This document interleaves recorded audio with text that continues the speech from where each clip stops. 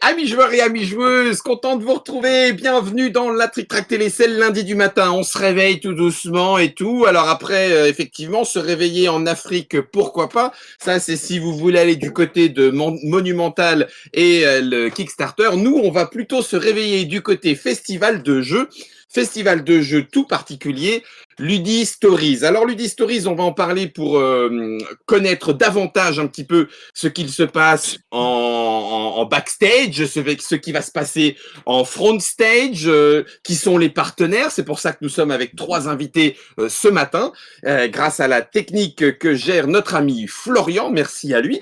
Et on va aussi gérer les éléments pour que vous ne confondiez pas. Parce que c'est 2 propositions différentes. Oui, sachez-le bien. Il y a quelque chose qui est du côté de bien Wedge. Attention, c'est très bien. Mais Ludi Stories, c'est pas bien Wedge. Et ce sont 2 festivals à distance avec des propositions particulières et spécifiques. Et aujourd'hui, on va parler de Ludi Stories avec, en l'occurrence, l'équipe côté, on va dire, organisatrice. Donc, on a Léandre et Yannick. Et puis, côté éditeur, le pourquoi et le comment est-ce que ça peut être intéressant avec Thibaut de chez Studio H. Salutations à tous les 3. Bienvenue dans notre café du matin. Léandre, je vais commencer par toi. Salut déjà Guillaume. Mais bonjour Léandre, toi aussi tu es à l'aise, t'as pris ton café ce matin, c'est bon, tout va bien? Ça marche. Léandre, on le sait, tu es, j'allais dire biclassé, non, tu es multiclassé. On te connaît en tant que auteur de jeu, on te connaît aussi en tant que à l'origine et à la rédaction pour le Filimag. Tu es aussi en travail avec Lucky Duck Games. Et là, en l'occurrence, sur Ludi Stories, tu es parti de cette idée de il n'y a pas de festival. Est-ce qu'on pourrait pas en faire un virtuel, entre guillemets, et c'est toi qui as lancé, me semble-t-il, dans l'histoire, l'impulsion de ce projet-là, c'est ça? Le tout début, c'est moi. Maintenant, on est toute une équipe autour. Mais effectivement, l'origine, c'était à peu près début mars, quand on s'est rendu compte que le Covid, c'était problématique au niveau des festivals, de l'événementiel. On s'est dit je me suis dit comment faire pour que les animateurs puissent continuer à avoir une activité malgré la situation. Et l'idée est venue assez naturellement de faire une simulation d'un festival de jeux en ligne, donc avec du jeu dématérialisé. Il y avait pas mal de contraintes parce qu'il fallait avoir déjà un outil pour le faire. Et je me suis souvenu quelques années auparavant que j'avais essayé une plateforme qui s'appelait Tamagame. Et donc je me suis tourné vers Pierre qui était dans ce projet-là de Tamagame, qui avait créé Tamagame. Et je lui ai proposé de faire un festival virtuel des jeux à partir de cet outil-là. Il a tout de suite été partant. Il a créé même un outil spécifique aujourd'hui qui s'appelle Stories. Et donc Ludi Stories est le festival virtuel des jeux. Il va l'être en juillet. Et, c'est qu'une petite partie de tout ce que Stories proposera, en l'occurrence. Ludi Stories, ça sera le festival virtuel des jeux. Et voilà, l'idée, c'était vraiment de faire un événement vraiment sympa avec des joueurs, des animateurs professionnels qui vont expliquer des jeux en live, qui sont présents sur les tables dématérialisées auprès des joueurs, qui est vraiment un côté humain, qui est vraiment un côté rencontre. Que les éditeurs partenaires soient également présents, pourquoi pas les auteurs des jeux qui soient également présents. Ce serait uniquement des exclusivités qui seraient présents pour montrer dans le festival. Et on a trouvé 8 éditeurs, dont Studio H qui est avec nous ici, qui nous ont gentiment accompagnés dans le projet, qui vont participer, qui ont engagé des animateurs qui sont présents sur le festival, qui sera le 18 et 19 juillet. Voilà grosso modo. D'accord. Alors c'est ce que tu disais tout à l'heure est tout à fait vrai. On avait vu Yannick d'ailleurs au moment où ils étaient venus présenter dans la Trick Track Télé Tamagame. Du coup, j'imagine qu'au moment où il y a cette, allez, on va le dire un peu cette résurgence, cette résurrection du projet. Yannick, toi, du coup, tu es arrivé aussi puisque tu étais dans le projet initial, c'est ça? C'est ça. En fait, à l'origine, avec Pierre, on s'est retrouvé pour créer un peu Tamagame, puisque faut savoir que cette technologie est beaucoup plus développée qu'elle n'y paraît, puisqu'elle a plus du temps d'existence. C'est quelque chose de rodé, puisque Pierre, qu'on cite là, à qui on fait coucou, qui va sûrement nous regarder, est une déclinaison d'un soft beaucoup plus important qui est Sofa, maintenant Sofa, ça n'avait pas ce nom-là à l'époque, et qui permet de Oui, créer des salles de vidéo collaboration pour des réunions, pour des sociétés. Alors, ils ont de multiples clients que je ne vais pas citer, mais et oui, du coup, vu que Pierre, quand il a créé ce logiciel à l'origine, l'a fait pour créer du jeu de société, pour lui, pour ses copains. Et bien, la boucle est bouclée. On s'est retrouvés il y a 2 ans et demi. On nous a mis en relation. Et au final, on s'est lancé un peu dans le projet qui a porté ses fruits au début. Puis après, on a, pour X raisons, mis un peu en sommeil ce projet sans forcément oui. l'annuler ou le supprimer. Et Léandre, comme il le dit lui-même, a pu, par son impulsion, relancer tout ça. Pierre m'a recontacté et on est reparti en 40, comme on dit. À reformer la belle équipe. On est reparti. C'est ça. On sait aussi par ailleurs que c'est c'est certainement dans l'air du temps. Hein. Du côté de Dice Tower BGG, ils ont préparé une Virtual Gaming Con après la BGG Conline, enfin Dot Conline. Donc on sait que c'est dans l'air du temps. Thibaut, la question du coup sera pour toi. Est-ce que pour les éditeurs, est-ce que pour Studio H, le fait de trouver, allez, je vais dire un dérivatif, mais c'est pas négatif dans ma bouche, le fait de trouver un dérivatif à tous ces festivals qui ne pouvaient plus se tenir, est-ce que c'était une obligation? Il fallait absolument trouver un moyen de pouvoir faire jouer vos jeux auprès du public d'une façon ou d'une autre. Bah oui, alors je pense il fallait au moins absolument se poser la question. En fait, c'est quelque chose, nous, qui est venu vraiment très, très vite, dès les premières semaines de confinement. Savoir que, voilà, on voyait bien qu'on était parti pour voilà, au moins une bonne demi-année sans festival. Chez Studio H, on a une belle rentrée avec pas mal de nouveautés. Voilà, on avait un vrai enjeu de présenter des jeux qui sont plus ou moins connus pour la rentrée. Et du coup, oui, très vite, on a eu le réflexe un peu la question de la dématérialisation des jeux. Voilà, en se documentant sur les différentes plateformes, les différentes conventions en ligne qui s'annonçaient déjà.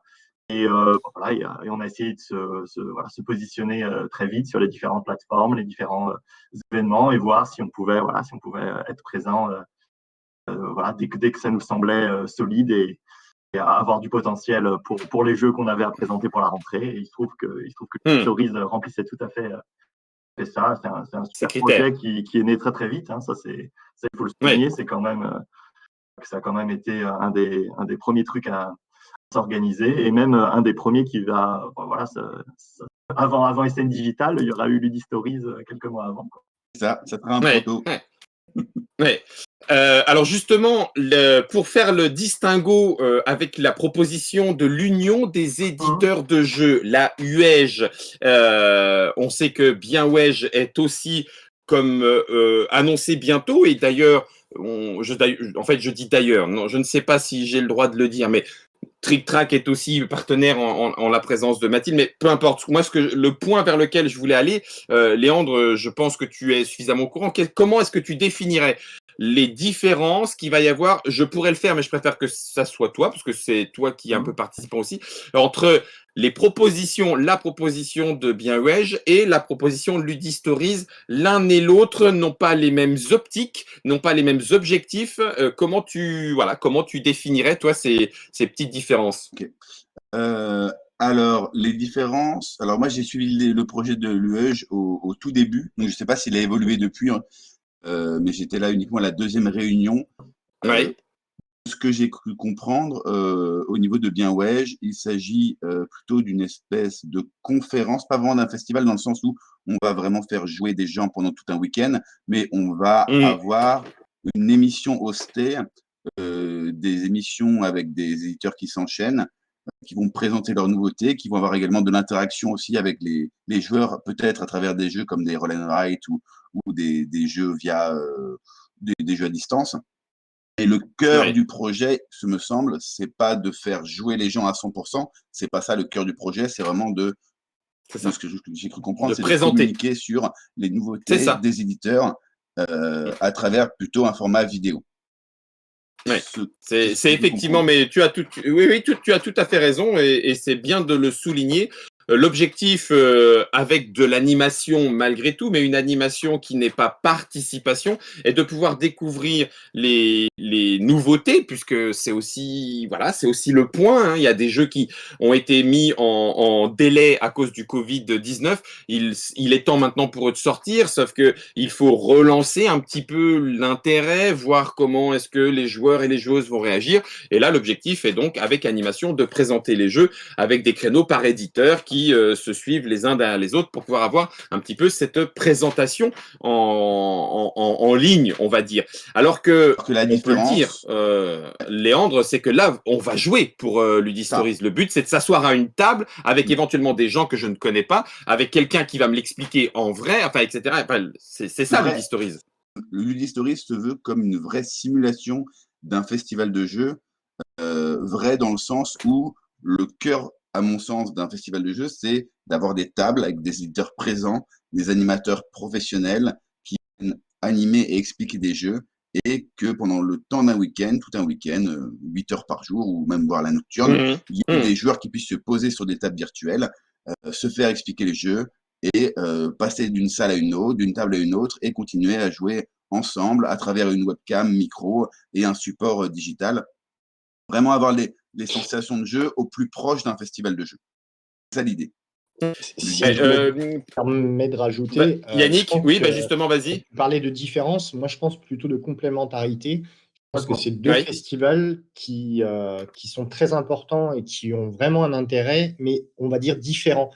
Que le bien web, Oui. le fait de présenter énormément de jeux est quelque chose de primordial, on est bien d'accord. Et je pense que c'est une complémentarité qu'on a entre ces 2 festivals qui sont pas si Mmh. éloignés que ça, sans Mhm. en donner plus d'idées. Et je pense que c'est très intéressant et que les joueurs auront autant l'intérêt d'aller à l'un et à l'autre, en fait.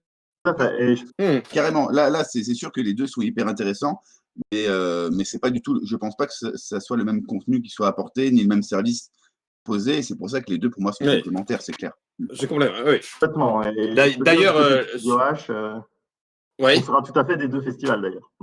voilà, c'est ça. C'est ce que j'allais te C'est poser quelque comme chose à question. dire. L'un et l'autre auront son intérêt, y compris que c'est ce qui est indiqué sur la page de l'Union des éditeurs de jeux, hein, vous pouvez aller vérifier. 5 juillet, il y aura les présentations de jeux par des éditeurs, des interviews d'auteurs, d'illustrateurs, des tables rondes, du live. On peut donner les dates, du coup, Yannick, pour le festival Oui, Ludistories, bien s'il sûr, te vas-y, plaît? vas-y. Dis-moi. Vas-y, Léon.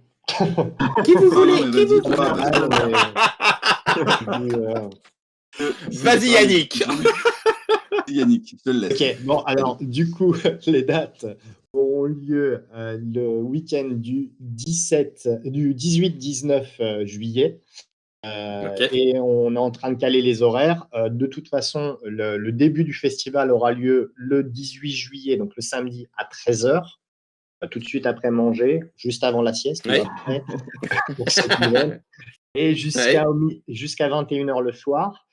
Par transparence, on est en train de réfléchir pour qu'il y ait une nocturne et que les salles restent ouvertes, puisque c'est une particularité dont on va signifier un peu Oui. sur Les Paris. tenants et les aboutissants. Ouais. Voilà.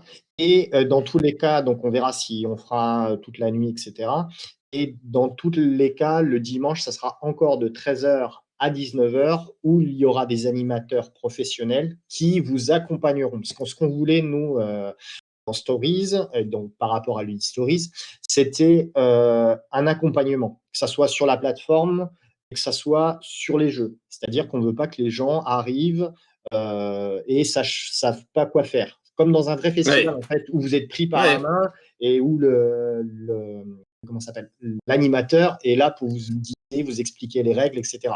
Donc là, ça sera exactement la même chose. On est en train de faire en sorte que ça soit le plus simple possible pour les festivaliers.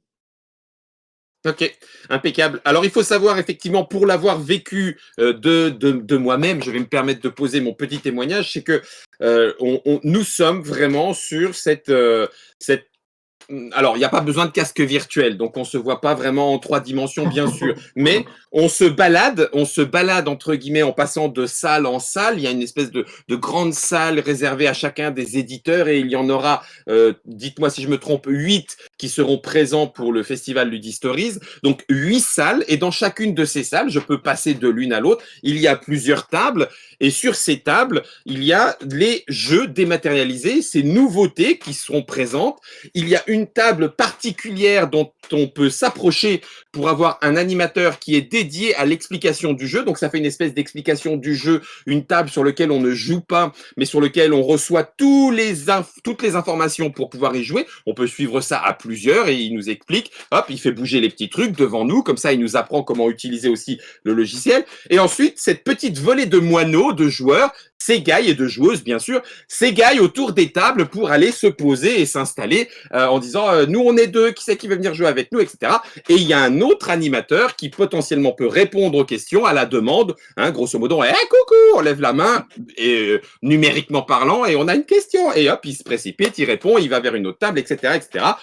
On commence la partie. Bien sûr, ça veut dire qu'il y a la netiquette. Si on veut se barrer, ben, on peut se barrer. Mais en même temps, ça veut dire qu'on prive de la fin de partie des tas de joueurs. Donc, comme dans un vrai festival, quoi, on essaye d'être un petit peu poli. Est-ce que oui, ça vous dérange pas? Oui, non, moi, je voudrais faire un tour, 2 tours, etc. Bref, voilà. Et puis après, on se lève, on va dans une autre salle, on essaye un autre jeu, etc. On peut y rejouer, on rejoue. Est-ce que pour toi, Thibaut, ça donne suffisamment le goût du jeu, même si on n'est pas complètement en réel avec en chair et en os autour. Est-ce que ça fait le taf? Allez, je vais le dire comme ça, grosso modo. Est-ce que pour vous, éditeurs, c'est bien de pouvoir jouer comme ça autour d'une table, même si on n'est pas franco en vrai autour de la table? Bah, c'est vrai que la question se pose tout à fait, surtout que nous, on va proposer comme nouveauté un jeu narratif, quand même, où le côté immersion va être important. Vraiment Étonnant. une question qui s'est posée, de savoir si Ouais. vraiment on allait pouvoir quand même montrer un jeu narratif sur ces plateformes dématérialisées et avoir une expérience quand même proche de celle d'un Du festival. réel. Et on s'est dit que oui, Ouais. parce que c'est vrai qu'à part le casque de réalité virtuelle, comme tu disais, il manque quand même vraiment pas grand-chose. On a vraiment ce vidéo chat et ce chat par table, la possibilité de s'asseoir à la table comme spectateur.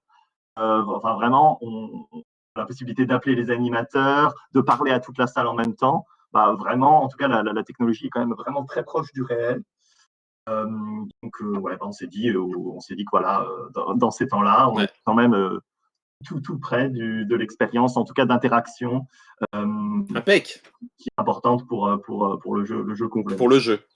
Ouais, on a Turtle Blue, je vais la poser à Léandre en premier, mais Yannick aussi, de toute façon ça nous concerne un petit peu tous, qui nous pose cette question. La question, oui, touche un élément qui pourrait être particulier aux jeux de société. La période du Covid a fait évoluer nos mœurs. Nous en sommes la preuve puisqu'on s'adapte à distance et tout ça, etc. N'avez-vous pas peur que la virtualisation du hobby, et on parle pas encore de casque en réalité virtuelle, mais c'est vrai que ça pourrait être le next step, ne fonctionne pas dû à la perte ou à l'évolution du lien social dans le jeu? C'est-à-dire que est-ce que dans 5 ans, il n'y aura plus que des festivals virtuels en jeu de société? Non, c'est sûr que non.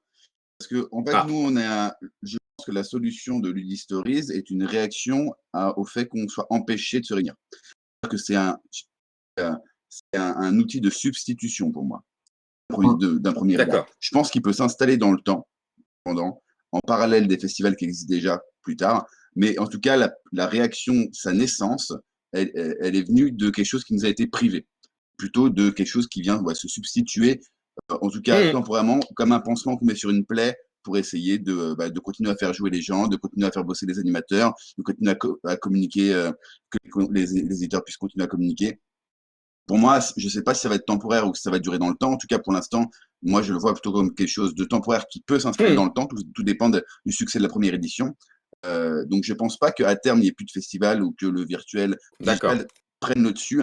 Loin de là, je pense que dès qu'il sera possible de se réunir à nouveau en toute sécurité, les gens afflueront en masse en festival. Ça me semble évident. Mmh. Je dirais même Y a, plus. y a une... Oui, vas-y, Yannick, vas-y. Je dirais même plus. En fait, pour moi, c'est complémentaire. C'est même à terme, si Parce qu'en fait, les festivals réels ne seront jamais remplaçables. Ça, on est tous du même avis là-dessus. Par contre, ça peut être complémentaire parce que des fois, même moi personnellement, je ne peux pas forcément me déplacer sur tous les festivals. Et du coup, de pouvoir avoir un festival sur lequel je peux participer, puisque je peux rester chez moi et y être, et une complémentarité de la chose pour découvrir des nouveautés, etc. Ce qu'il faut bien comprendre, et ce qu'on n'a pas forcément détaillé, c'est que la plateforme, en fait, le festival en lui-même, on a mis en place de la dématérialisation de jeux. On a limité à 8 éditeurs, malheureusement, parce que pour nous, on reste sur des délais très courts et il faut qu'on puisse faire tout le travail qu'il faut, puisque sinon, on aurait pu en faire beaucoup plus et on n'a malheureusement pas laissé la chance à tout le monde pour cette première édition. Il a fallu faire des choix par rapport aux éditeurs, puisque beaucoup étaient très intéressés par ce festival. Et du coup, ce qu'il faut comprendre, c'est que si ça marche très bien, on pourra éventuellement reproduire ça pas dans le futur, mais toujours avec cet esprit de complémentarité avec les festivals réels. D'ailleurs, pour justifier mon propos, on est déjà partenaire du Flip de Partenay, qui voit un intérêt à ce festival pour être complémentaire dans l'avenir avec leur festival à eux. Avec leur festival. Oui, ça serait un partenaire particulier. Ah, bravo, Guy. Bref, Pas mal. Bon, juste pour... Est-ce que Socratiu nous demande, il existe une vidéo démo pour voir comment se passe, c'est-à-dire comment peut-on voir un petit peu, se former un petit peu à Ludistories en amont pour être compétent en festival virtuel. Ça existe, ça? Alors, oui, alors c'est bien joué. Oui, Yannick. Ouais, c'est possible par plusieurs biais. C'est possible parce qu'il y a une vidéo qui est disponible. Ça, je pourrais la communiquer dans le chat éventuellement. Mais c'est également possible parce qu'on a un groupe, notamment une page qui s'appelle Ludistories, et notamment un groupe de crash test. Donc, s'il y a des gens qui se sont intéressés pour participer au crash test et tester un jeu virtuel avant le festival, c'est possible. Toutes les semaines, on organise des sessions de crash test pour Let's go tester la résistance des serveurs. Et là, le prochain qui aura lieu, ça sera vendredi à 21h. D'accord. Donc, il suffit de rejoindre le groupe Ludistories Crash Test sur Facebook. Et Impec. ensuite, les gens pourront discuter entre eux. C'est un groupe, donc c'est ouvert. Les gens peuvent créer des publications. Et il y aura un rendez-vous vendredi à 21h pour casser les serveurs. D'accord, ok. Donc voilà, oui, c'est ça l'objectif. Vous comptez, enfin non, pardon, vous comptez pas. Yannick, pour l'instant, on peut se dire qu'on peut monter à combien de personnes sans faire exploser le serveur, d'après vos premiers crash tests, justement? Alors au final, on a 10 serveurs et en fait, chaque serveur sera dédié à une salle. D'accord? Dans ces salles, on peut monter entre 50 et 100 personnes. Donc, au minimum, ça sera 50 personnes et au maximum 100 personnes. Donc ça fait entre 500 et 1000 en simultané. Donc ça fait entre 500 et 1000 en simultané. Oui, à peu près. Oui, on a 8 jeux, en sachant qu'on allez voir, en fait, juste pour citer la personne qui nous fait ça aussi. En fait, juste pour expliquer le principe, c'est que vous allez arriver sur un site internet, de prime abord. Vous aurez un superbe plan réalisé et confectionné par Pauline Détra. Je me cite comme être, voilà, parce que c'est important. Qui va nous faire un super boulot. Pauline, cœur. Oui, tout à fait. Cœur d'avance. Cœur. Et du coup, vous allez arriver comme sur un plan de festival où vous allez pouvoir, en fait, scroller ou descendre dans la page du site pour aller sur les stands que vous souhaitez. Et à partir du moment où vous cliquez sur un stand, il faudra préalablement avoir téléchargé l'application, qui n'est pas très importante. Et une fois que vous cliquez sur ce stand, vous êtes transporté dans cette salle où là où serait prise en main par les différents animateurs des éditeurs. Animateur. Ok. Nous avons Nicolas Warrenbourg qui nous dit « Ah mince, c'est les avant-premières Magic vendredi soir. Bon, il faut les décaler à 22h30. Les joueurs de Magic peuvent jouer toute la nuit. » Non, bon, je plaisante. En tout cas, quoi qu'il en soit, ça va être cool. Thibaut, j'ai même appris, je ne sais pas si tu es au courant, on pourrait même se retrouver auprès de la buvette. C'est-à-dire que si on a envie juste de papoter dans cette ambiance-là, il y aura même une buvette virtuelle. Tu le savais, ça, Thibaut? Ouais, mais je crois qu'on en avait parlé lors d'une des soirées aussi de démonstration que j'avais fait. La question d'avoir une sorte de comptoir avec des bières dématérialisées, un truc comme ça, qu'on peut passer. Ça. Et, Ça, et on est gratuite. voilà. Gratuite. Hein. Je vais pouvoir faire semblant d'être bourré. Ouais. Bon, d'accord, pardon. Oui, non, et je crois que vraiment l'idée, c'était de dire, c'est vraiment une idée qui est revenue parmi les gens qui étaient à ma table, et c'était qu'on n'était vraiment pas très loin, où il y avait vraiment les chaises vides pour s'asseoir et taper la discute aux gens qui jouent, la possibilité de se promener de table à l'autre, et on se disait qu'il manquait vraiment que ça pour que l'expérience soit vraiment spatialement vraiment au plus proche d'un vrai festival. C'est vrai qu'on peut imaginer tout à fait des gens qui, entre deux parties, veulent un peu débriefer, qui attendent qu'une table commence, voilà, ou et qui s'arrêterait à la buvette, quoi. C'est pas du tout. Ça peut tout à fait participer à l'expérience. Ouais, c'est excellent. Juste pour avoir, on sait donc que Studio H sera là avec un jeu narratif. Thibaut, je ne vais pas te demander de scoop, mais en tout cas, tu nous as dit que le jeu était narratif. On attend d'en savoir plus. On sait que pour Studio H, la dernière sortie, si je ne dis pas de bêtises, c'était Agakure, c'est ça, hein, Ouais, Thibaut? c'est vrai, tout à fait.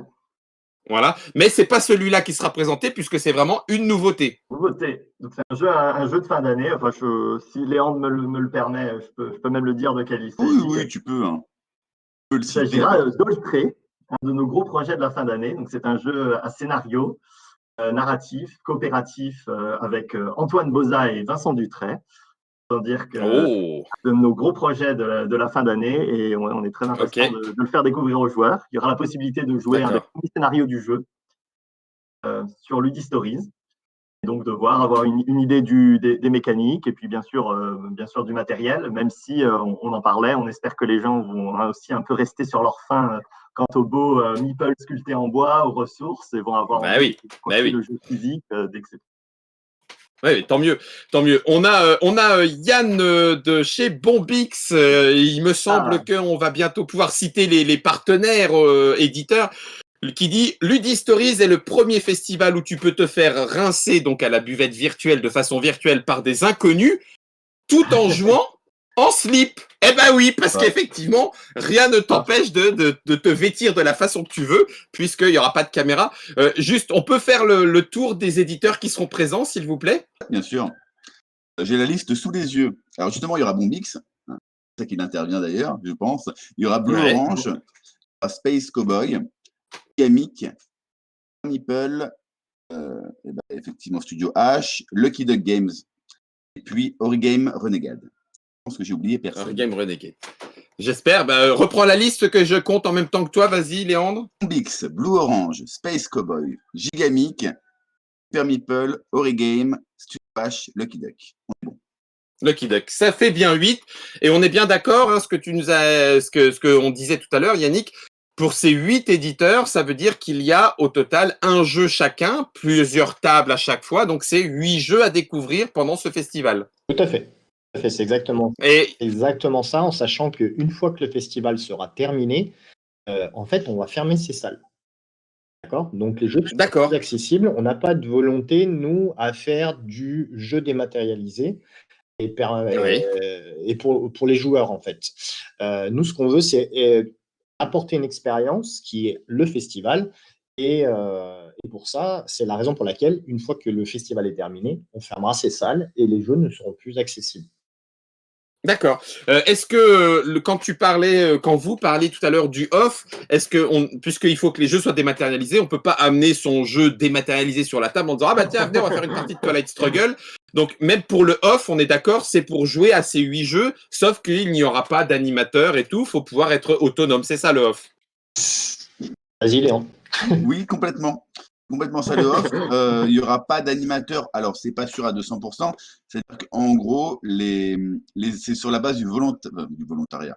C'est sur la base du volontariat pour les éditeurs de mettre des animateurs peut-être un peu plus longtemps. S'il y a des éditeurs qui veulent laisser des animateurs un peu plus longtemps, quelques heures, par exemple, de 21h à 23h le samedi soir, c'est possible. Mais en soi, le contrat au niveau des animateurs présents, c'est de 13h à 21h le samedi et le dimanche. Le reste du temps, entre le 21h du samedi et le 13h du dimanche, c'est normalement sans animateur. S'il y en a, tant mieux. S'il n'y en a pas, grave. Mais les gens devront être autonomes. Voilà. Les gens devront être autonomes sur les tables de jeu. Sachant que sur les tables, je reviens là-dessus rapidement, sur les tables, il y a le jeu dématérialisé, mais il y a aussi la règle en dématérialisé. Donc, il est possible de consulter la règle en autonomie sans avoir besoin forcément d'un animateur pour l'expliquer.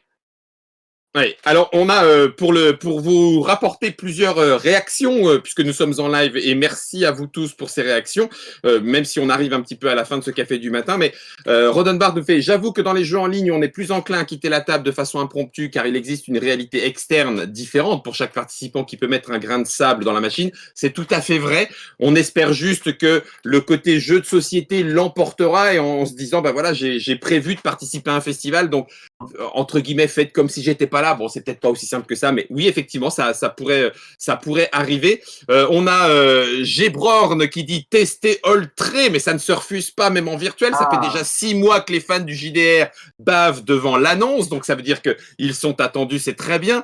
Rodenbach demande, mais c'est en même temps en ce sens-là que la buvette virtuelle existe. Est-ce que ce ne serait pas possible d'ajouter une option pour après une partie générer un zoom pour débriefer la partie, ce que l'on aime tous faire une fois que le jeu s'arrête, c'est causer un petit peu de ce qui s'est passé autour du jeu, bien sûr. J'imagine que là, la buvette virtuelle peut tout à fait dire ah ben on se retrouve là-bas pour libérer la table et que d'autres puissent venir comment y jouer. Et Rodenbach disait quoi? On peut pas amener ces protos off? Alors oui, tu peux les amener, mais il va falloir les dématérialiser très très vite. Et je pense que ça va être un petit peu difficile. Younes qui nous dit qu'il n'y a pas la boîte de jeu. Et effectivement, il y a certainement des éditeurs, comme l'a dit Yannick tout à l'heure, qui ont contacté Ludistories, mais qui, en termes de temps, matériellement, ne pouvaient pas monter au-delà de ces 8 éditeurs et donc de 8 jeux à dématérialiser. Pour le savoir, Yannick, un jeu à dématérialiser, c'est combien de temps en moyenne? Parce que j'imagine que ça dépend du jeu. Eh ben, en fait, oui, ça dépend vraiment du jeu, de la complexité, etc. Une à 2 journées, je dirais. Après, il y a des allers-retours qui sont à faire avec l'éditeur pour savoir si ça lui convient, etc. Puisqu'on fait vraiment, nous, notre volonté, c'est vraiment de faire ce que eux veulent avoir comme rendu sur la table. Particularité, et pour y revenir sur ces rendus, juste pour dire, parce qu'on dit les jeux dématérialisés, c'est pas très intéressant. Moi qui suis joueur de jeux de société, je préfère me retrouver autour d'une table. On est bien d'accord.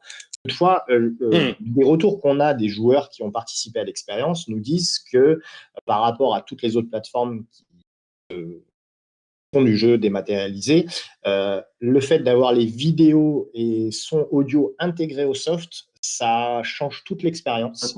Et je pense que nous, on mise là-dessus et je pense qu'on a raison. Juste pour le dire, ça pousse à l'achat puisqu'on a fait des tests en réel sur la forêt des frères Grimm. Et il y a bon nombre de joueurs qui nous ont dit « Ah, mais je ne connaissais pas le jeu, mais je vais l'acheter ».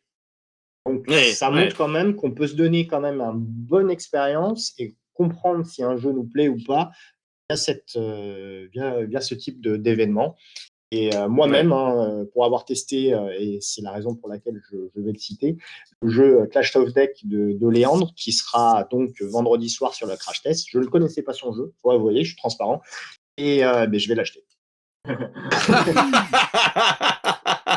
Tu veux dire acheter la version gratuite? Elle est payante, ça. Maintenant, celle-ci est payante. Ouais, donc en gros, tu es en train de nous dire que c'est un pouce au crime. Ça veut dire qu'on doit signer tous un petit papier de non-responsabilité par rapport aux achats qu'on va faire derrière pour pas que notre banquier vous attaque en justice. Merci Yannick, merci beaucoup. Je te dirais comme tout festival. Oui, c'est vrai, tu as raison, c'est vrai, tu as raison, comme tout festival. Venez sans votre carte bancaire. Dernière petite question, parce qu'on arrive au bout de ce café du matin, mais rassurez-vous, il y aura aussi un article de présentation sur Trick Track pour vous donner de plus amples informations autour de Ludistories. La question sur la licence. Est-ce qu'il y a vraiment une licence pour l'alcool dans la buvette? Dématérialisé sur la buvette. Ouais. D'accord, ça va, c'est une licence 4 dématérialisée, tout va bien. Quoi qu'il en soit, en tout cas, un énorme merci. On va vous redonner les dates. Yannick, s'il te plaît, les dates, c'est le 15 et le 16. Non, le 13 et le 14. Le 14 et le 15. Ouais, 18 alors et le 19. 17 et le 18. Ah, punaise! Le 18 et 19 juillet, le samedi dimanche.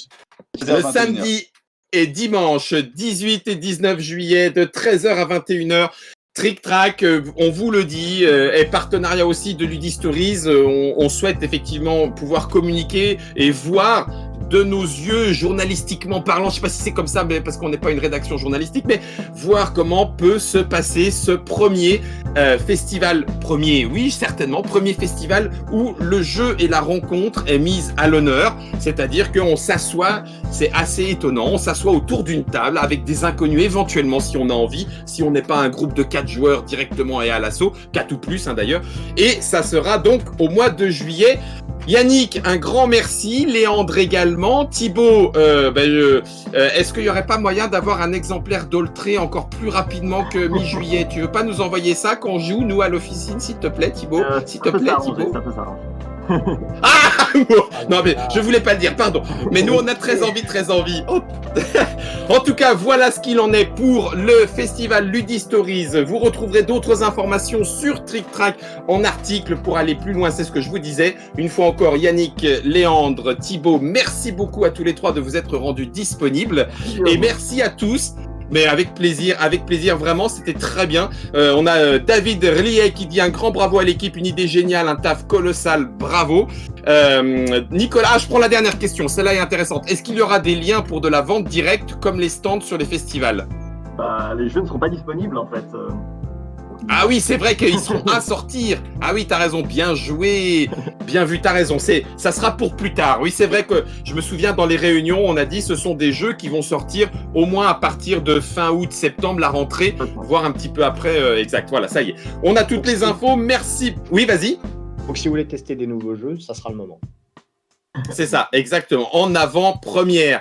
Merci à tous. On était plus d'une centaine de participants en direct sur les différentes plateformes et c'est très cool. Ça va permettre aussi à chacun de vous de pouvoir transmettre la bonne parole ludique de Ludistories pour ceux qui voudraient venir jouer à ces prototypes. Merci à Florian d'avoir géré. En attendant, je vous souhaite un bon début de semaine. On se retrouve demain, je crois que c'est demain où on va parler les Terres d'Aran. On aura du jeu de rôle dans Trick Track et avec les dessinateurs de la série Bigre de Bon Sang de Bonsoir. Je suis trop ravi de vous donner donc rendez-vous à demain. Salut Yannick, salut Léandre, salut Thibaut, amusez-vous bien. Bye bye.